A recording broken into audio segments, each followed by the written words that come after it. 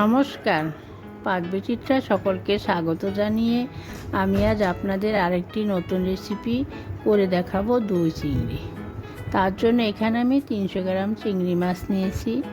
মাছ আমি মাথার দিকে খোসা ছাড়িয়ে নিয়েছি, বাকিটা রেখে দিয়েছি। ভালো করে পরিষ্কার করে নিয়েছি, তারপর ধুয়ে নিয়েছি। এখন নুন মেখে নেব। এখানে হলুদ গুঁড়োর কোনো ব্যবহার করব না। এখন নুন ভালো করে মাখিয়ে নিব। দেখুন আমার নুন মাখানো হয়ে গেছে। এখানে নুন মেখে মাছ রেখে দেওয়ার প্রয়োজন নেই। গ্যাসে একটি ননস্টিক কড়াই বসিয়ে সর্ষের তেল গরম করে নিয়েছি। পরিমাণ মতো তেল দিয়ে নিয়েছি। মাছ ভেজে নেব। মাছ দিয়ে দিচ্ছি।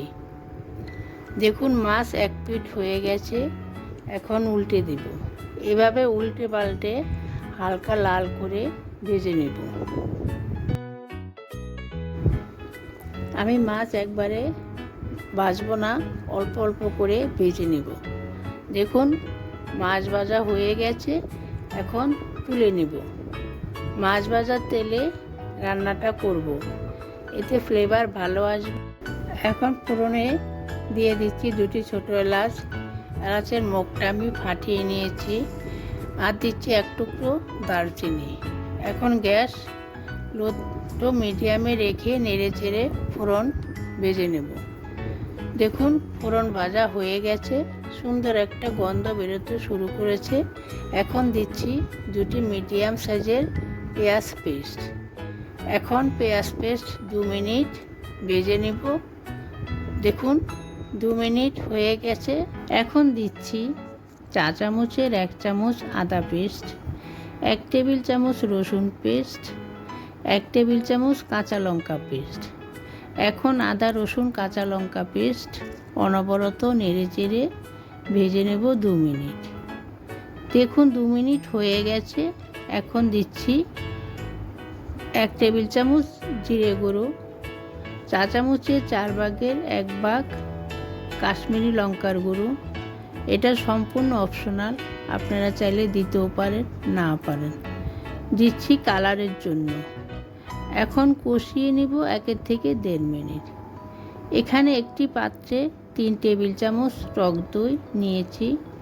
এখন দিচ্ছি অল্প পরিমাণে চিনি। এখন দই আর চিনি ভালো করে ফেটিয়ে নিব। কষানো হয়ে গেছে।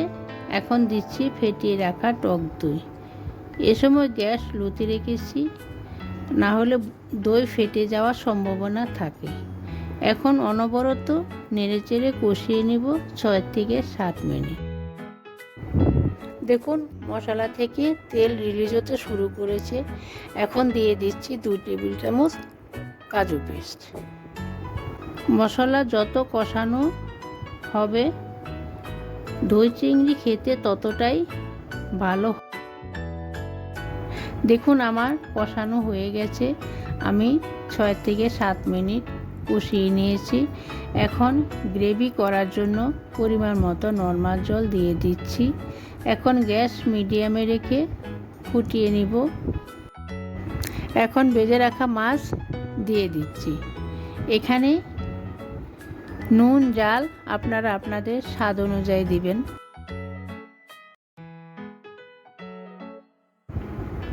এখন দিয়ে দিচ্ছি স্বাদ অনুসারে নুন।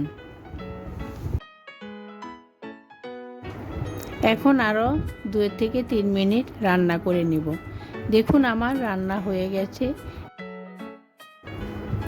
এখন ফ্লেভার বাড়ানোর জন্য দিয়ে দিচ্ছি 3টি গোটা কাঁচা লঙ্কা। এখন দিচ্ছি চা চামচের 1/2 চামচ গরম মশলা গুঁড়ো। আর দিচ্ছি চা চামচের 1 চামচ ঘি। এখন নেড়ে চেড়ে মিশিয়ে নিলে তৈরি হয়ে গেল দই চিংড়ি। আমি যেভাবে রেসিপিটি বানালাম আপনারা একবার আমার মতো বানিয়ে খাবেন, ভালো লাগবে। আমার চ্যানেলটি সাবস্ক্রাইব করবেন, আমার ভিডিওটি দেখবেন, কমেন্ট বক্সে অবশ্যই কমেন্ট করে জানাবেন, পাশে থাকবেন। আর এখানে হলুদের কোনো ব্যবহার হবে না। আমার চ্যানেলে আরও এই ধরনের অনেক চিংড়ি মাছের রেসিপি রয়েছে। ভিডিওটি দেখার জন্য ধন্যবাদ।